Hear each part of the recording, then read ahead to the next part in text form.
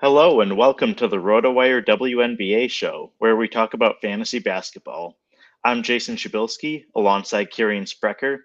Today, we'll discuss some weekend news from around the WNBA, including NaLyssa Smith moving to the bench and Isabelle Harrison returning to action. We'll also talk about some of the biggest risers and fallers over the past few days, including Maddy Siegrist and Temi Fagbenle. And we'll also do something a little bit different where we'll do a power ranking of WNBA teams based on how much fantasy value their players have provided this year. Those looking to test out RotoWire's full set of tools can visit rotowire.com/try for a free trial. And don't forget to like and subscribe wherever you're watching today. You can also feel free to submit questions during the show if you're watching live or afterward in the comment section, and we'll get those answered for you. Kirien, we had our first 5 game slate of the season Saturday, and it brought a surprise with NaLyssa Smith moving to the bench in favor of Temi Fagbenle. What are you making of this move for fantasy purposes?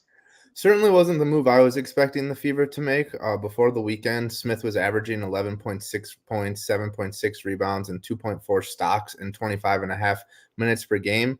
She started Friday's game, but played only 12 minutes and then operated off the bench Saturday and played 19 minutes. The Fever beat the Sparks on Friday, but then lost to Vegas on Saturday.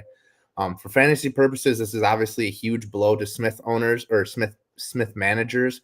She's totaled just 13 points, 9 boards, and 1 block in 31 minutes over the last 2 games, which are basically like her career averages. So doing that in 2 games is not great.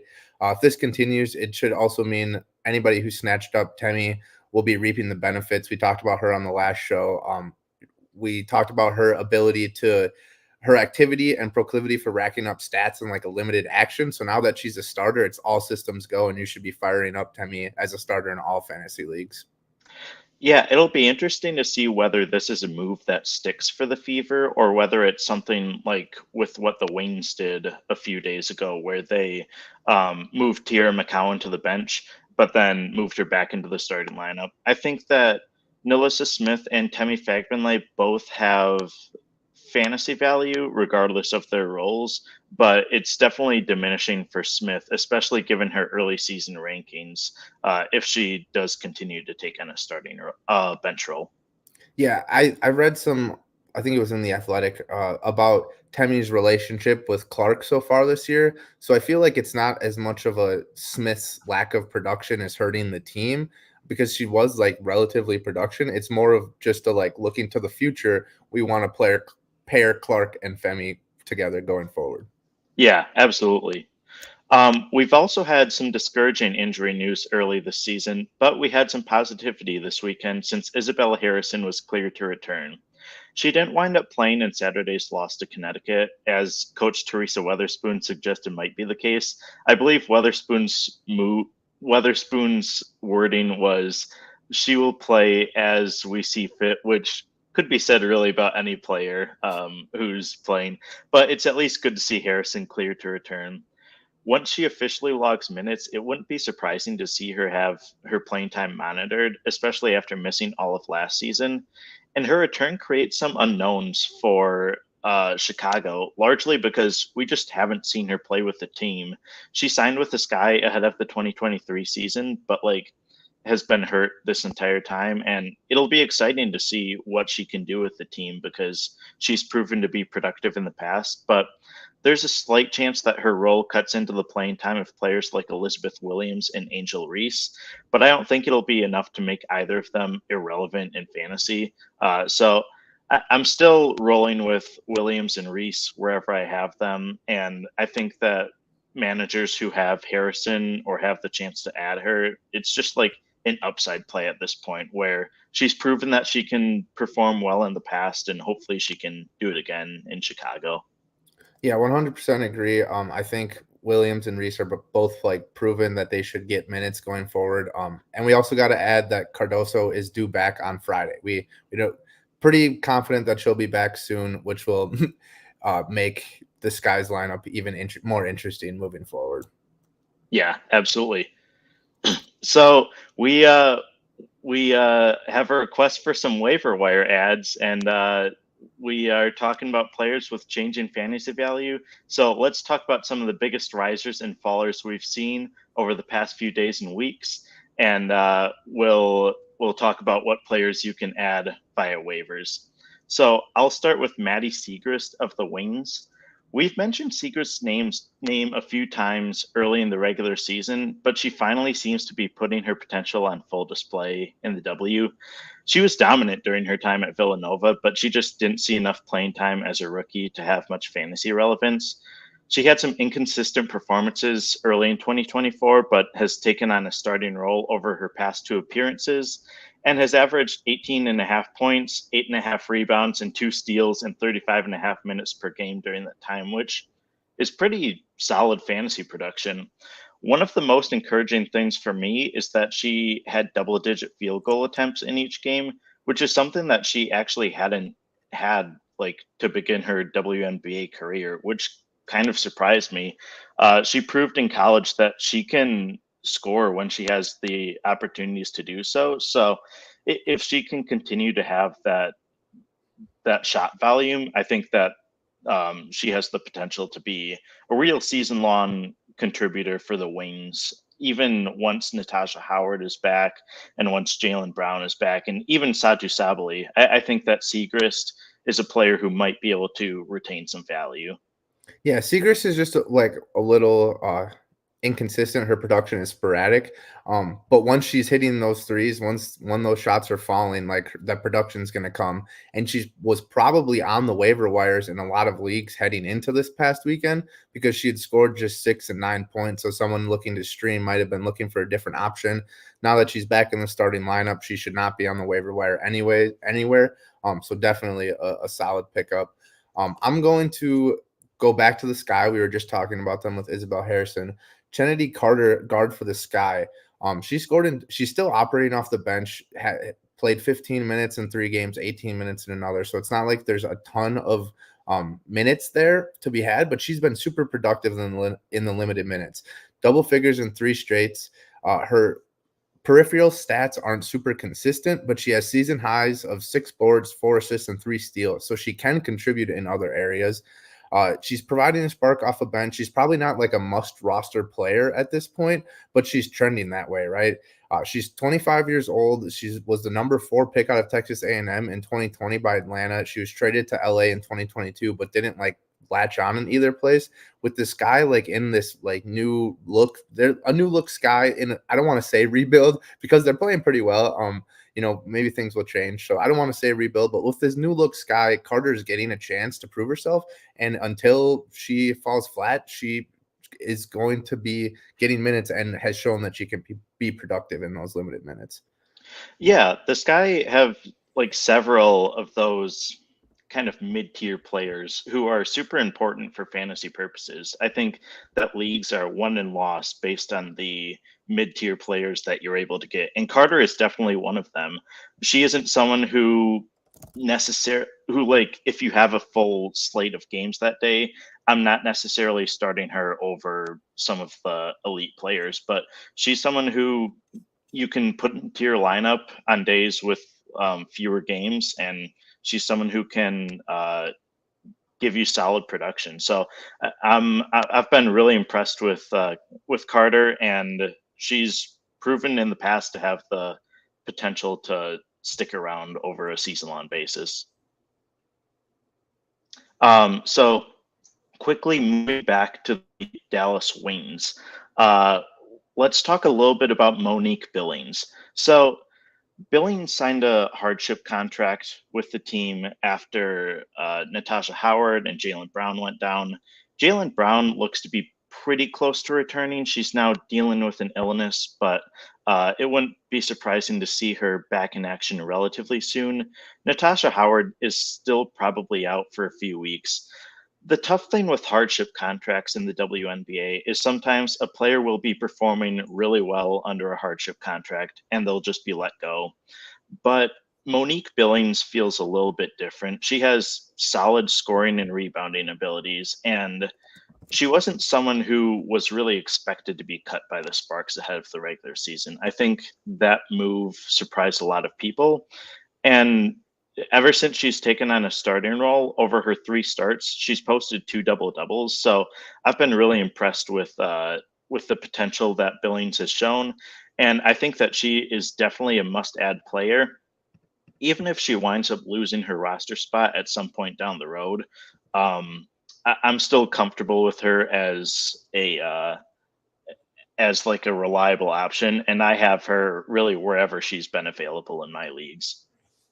Yeah, 19 points, 10 boards, 2.3 blocks, 2.7 assists over her last 3 games as a full-time starter. Like you said, the only concern here is she loses her roster spot when some of the Wings players come back.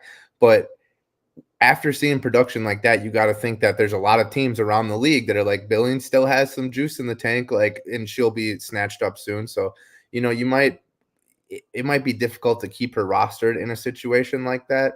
But I feel like Billings is going to be a big part of the W this season, whether it's with the Wings for the entire season or if it's with the Wings and then she goes somewhere else. Yeah, and in my eyes, it does no good to avoid rostering her because of the fear of the unknown of like, oh, she might be let go at some point. What she's doing right now is really good. So she is probably like a top 50 player, just like eyeballing for me right now, but maybe even a little bit more. And if she can stick around with the team, I think that she has the potential to be a solid contributor as the season rolls along.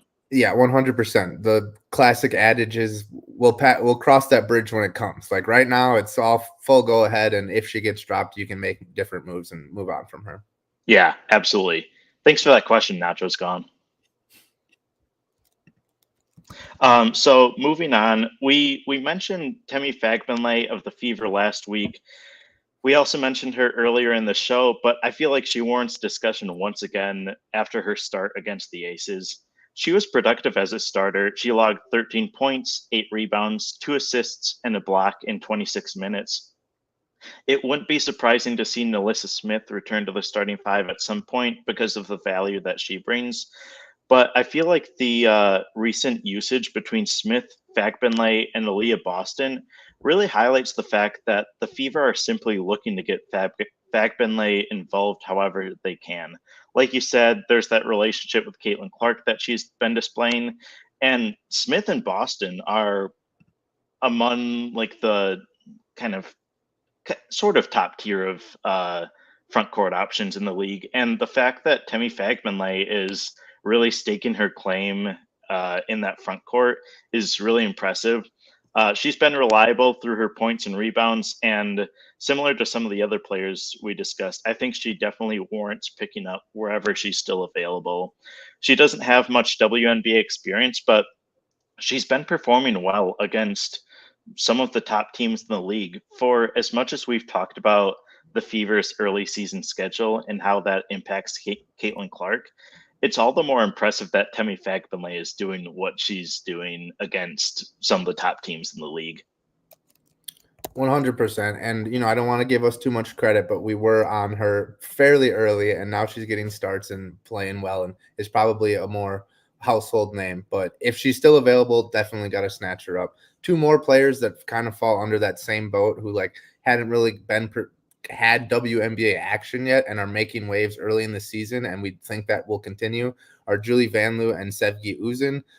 Julie Vanloo is a guard for the Mystics, and Uzun is a guard for the Wings. They both deserve another shout out too. If they're available in any of your leagues, you should be going and picking them up. After a quiet game during Saturday's 15-point win over Phoenix, Uzun scored in double figures for the first time in her WNBA career during Sunday's 1-point win over the Sparks. So, not to dive too much into it, but 15-point win. She's a point guard. She's just taking care of business. Her team's getting the job done. She doesn't need to be overly aggressive. Closer 1-point game, and you see her being more aggressive. So I still think Uzun has made herself a viable fantasy player, but there's still another gear that she can get to while she gets more and more comfortable in the WNBA. She also posted season highs in assists with 8 and rebounds in 5 in that second game on Sunday, in that second game of the weekend on Sunday. So it's not just a points thing. She's a great point guard. She does a little bit of everything. Vanloo has scored in double figures in 3 straight. She's averaging 13 points, 5.5 assists, and 3.7 rebounds during that stretch. Just like we talked about her before, if you want more in depth, we can go in on that. But she's just a 31-year-old point guard who's finally getting an opportunity and stepping up. So Uzun and Vanloo and Temi should all be rostered in the majority of leagues for the foreseeable future. Yeah, for me, like you said, there's still another level that it feels like Uzun can hit, but I think that just the fact that she's putting up pretty consistent production, even if the upside isn't there right now, there's still value to be had. And Julie Vanloo is someone who has displayed a little bit more upside.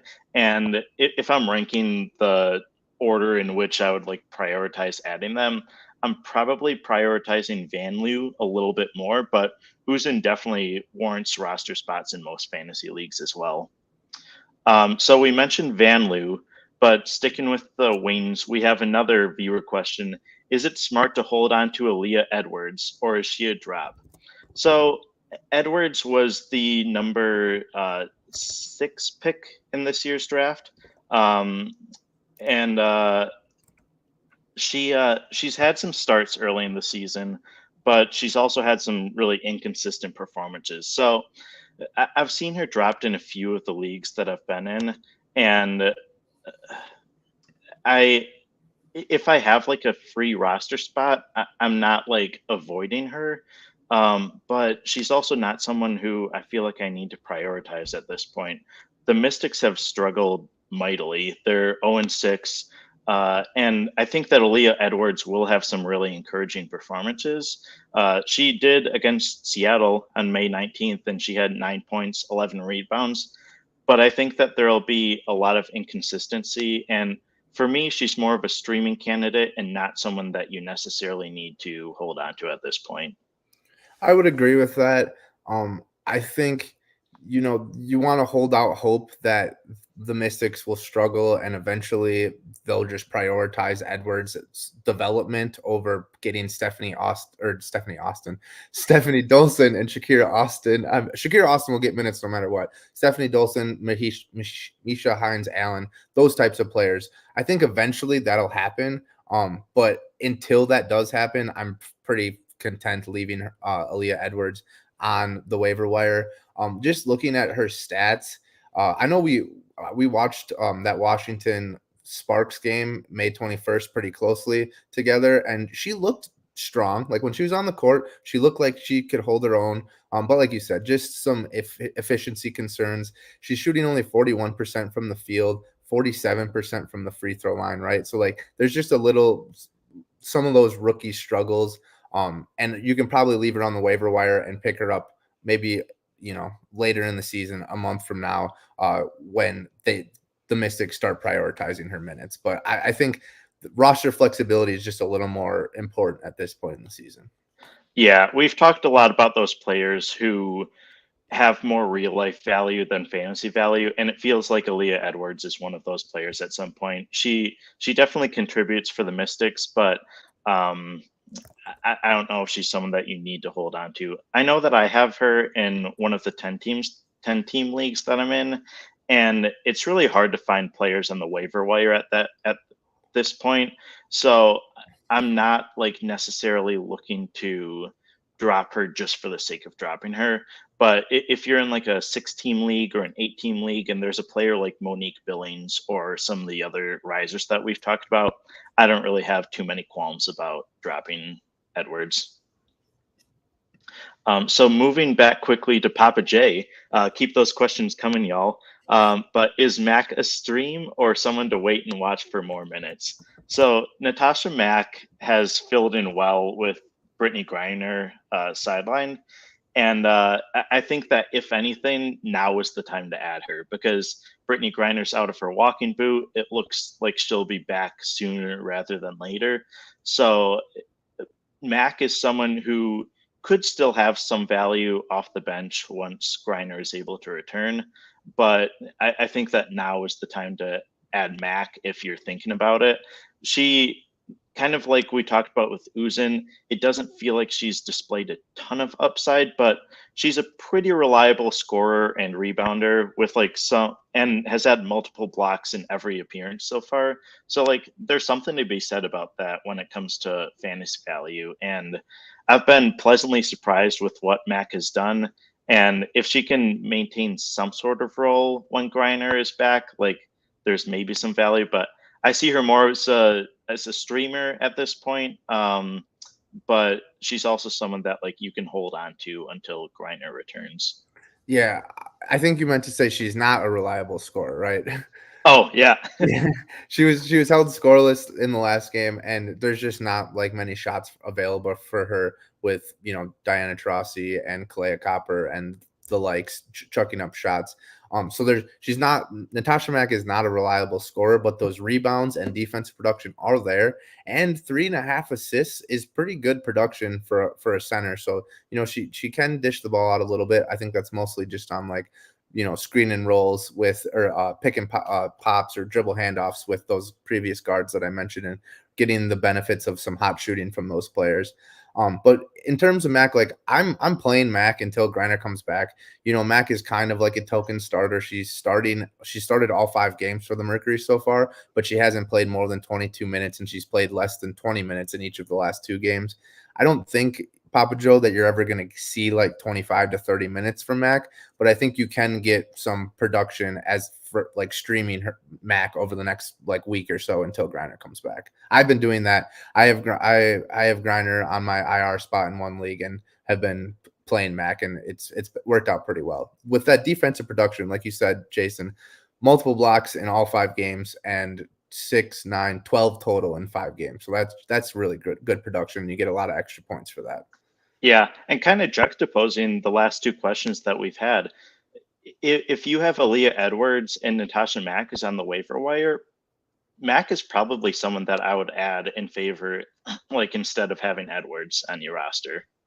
Totally good point.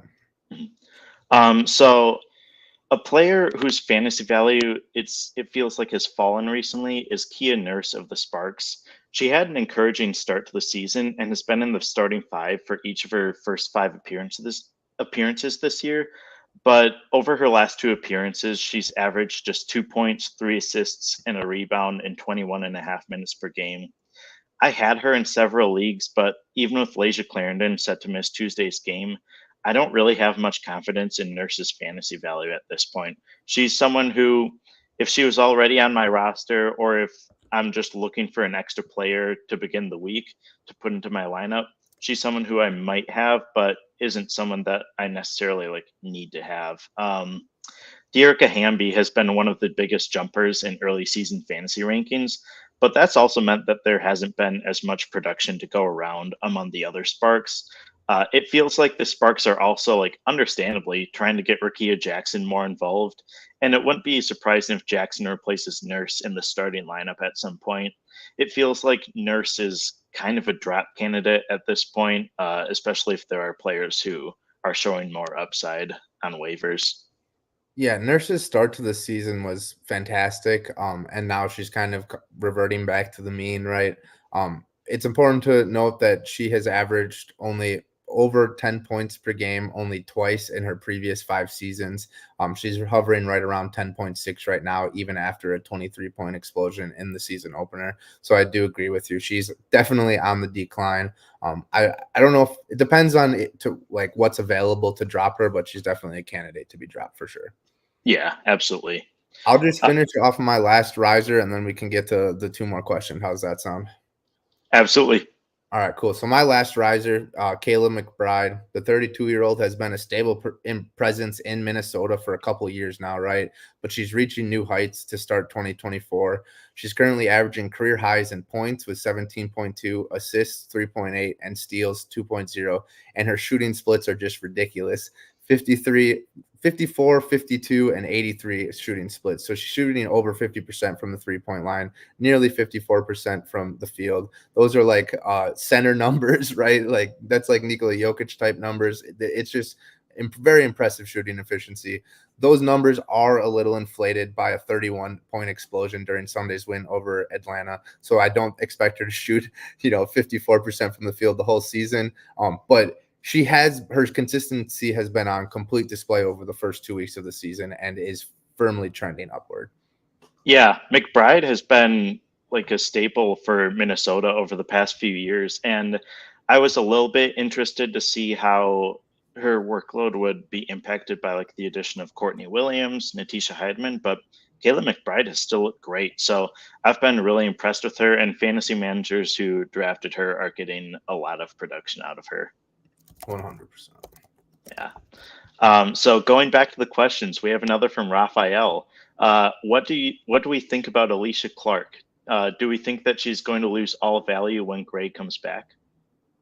I'm going to say not all value. They play different positions, right? So obviously Gray coming back will, impact the Aces rotation completely, but I think Clark will still get some time. You look at what Clark was able to do last year as that like sixth player, 7 points, 3.5 rebounds, an assist. I don't think she's like the most like fantasy viable option. And you're getting a little bit of elevated production this year just because of her defensive production.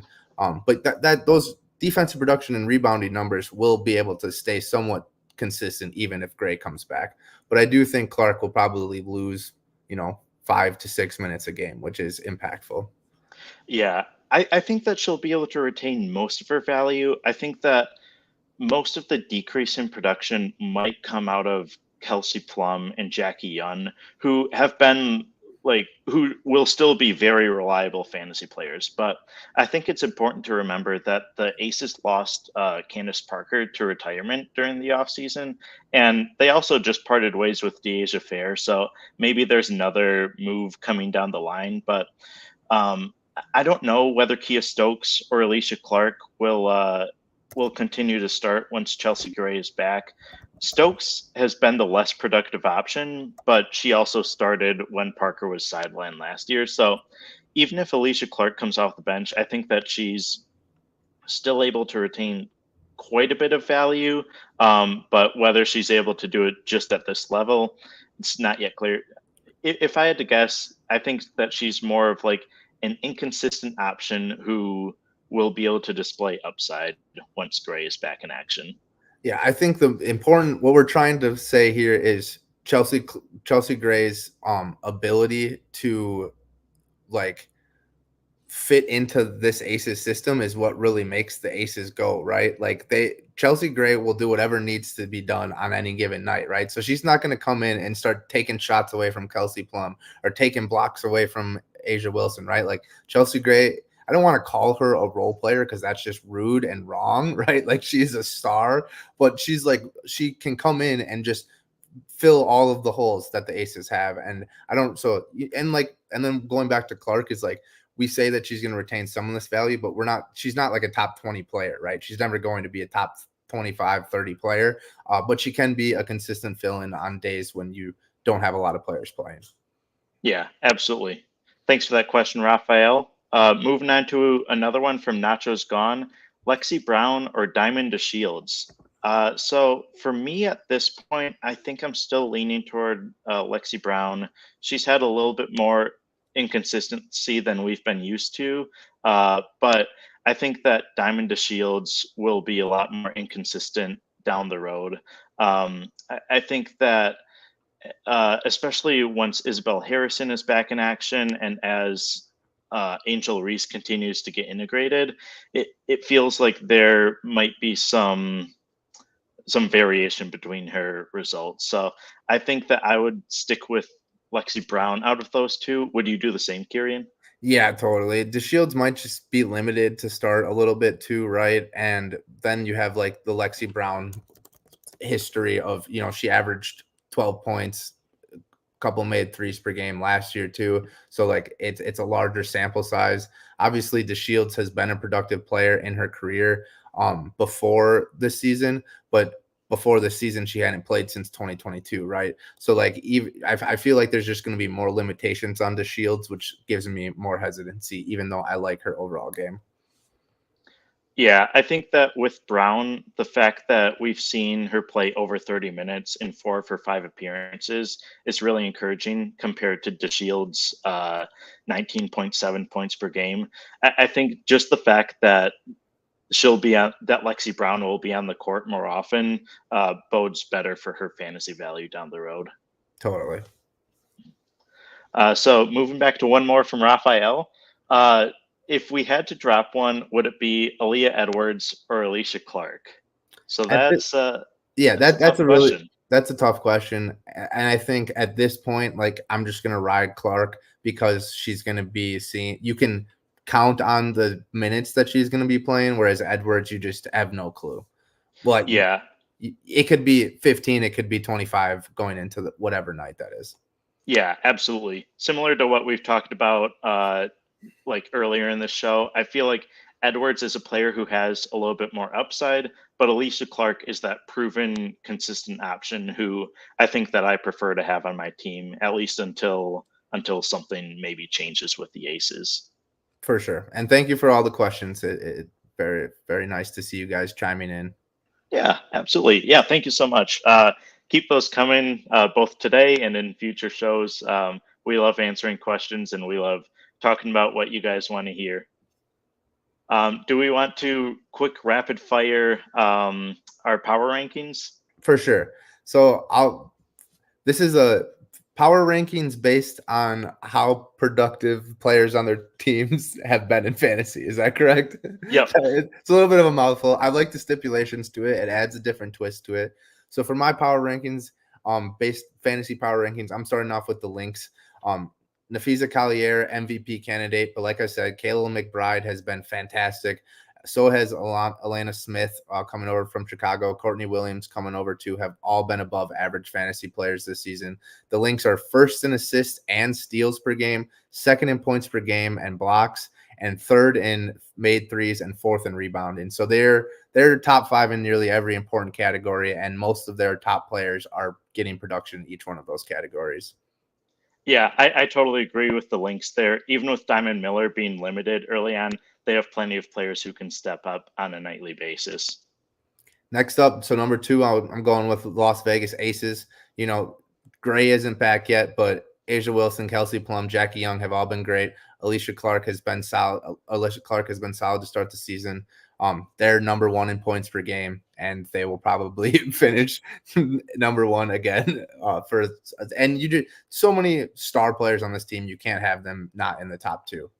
Yeah, the Aces don't really need too much more of an explanation other than like back-to-back champs. But yeah, once Gray is back, they'll probably be the top of the list. But even without her, they've been great.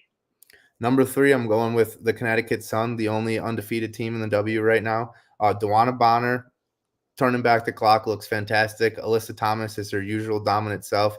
Dejanay Carrington, Tasha Harris, you've seen some good performances from them to start the season. And Brianna Jones is still on a minute limit. If she comes back and is, playing 30 minutes a game like she did a couple years ago, they could easily jump into the top 1 or 2 spots. Yeah, the Sun are just one of those teams that their front court especially has so much upside, and it's really exciting to watch them night in and night out. The Mercury are my 4th team. We didn't really know what was going to happen in Phoenix this year. They added some huge talent.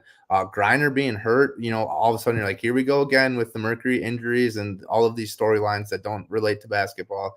But they've been solid. They're 3rd in points and assists and 1st in made threes. Cloud and Copper have fit seamlessly. Taurasi's been dialing back the clock. Natasha Mack has been one of the biggest fantasy surprises and has excelled defensively. And then you got Rebecca Allen, who's out right now, and Sophie Cunningham, who can both provide sparks off the bench. Yeah, absolutely. I've been really impressed with how quickly the Mercury have gelled. I wasn't sure just how much they would do early in the season with all their new addition, but Taurasi's look great, and there's been no shortage of work for Kalia Copper on the scoreboard and Natasha Cloud in secondary categories. And kind of similar to this to the Aces, once Brittany Griner is back in action, it feels like they'll be among the top fantasy teams.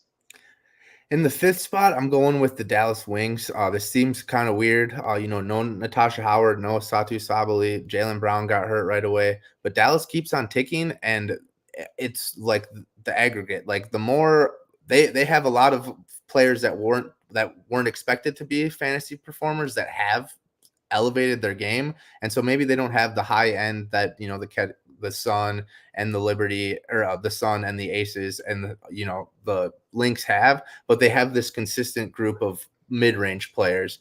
Arike Gumbawale leads the way, and McCowan has been strong, but you got Uzun, Siegrist, and Monique Billings, who have all been great waiver wire pickups. So I feel like the Wings have been a team that were zoned in on fantasy because of all of the injuries and surprise performances. Yeah, for me, purely for fantasy rankings, I feel like I might even put them above the Sun and the Mercury with the Wings. Without Satu Sabali and Natasha Howard, they just keep on ticking, like you said. And I was really like, when I was doing my preseason rankings, the Wings had Ogumbawale, Sabali, and Natasha Howard all ranked in the top 10. And obviously, Sabali and Howard haven't performed early in the season because they've been hurt. But seeing just the way that Tierra McCowan has performed and Maddy Siegrist and Monique Billings have stepped up really demonstrates how fantasy friendly this team is. All right, and to finish it off, we're only going to do 6 teams because we got limited time. But ending at number 6, I got the Liberty.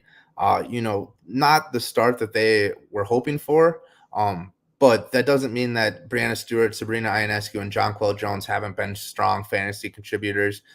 Courtney Vandersloot is starting to pick things up, and Lainey Hamilton started off fantastic, but she's slowing down just a little bit, but that's still like 5 viable fantasy players with super high upside with Stewie and Sabrina and Jonquel. So I got to have them in my top 6, even though they haven't, gotten off to the start that we were hoping, or we were expecting them to, and they were hoping for.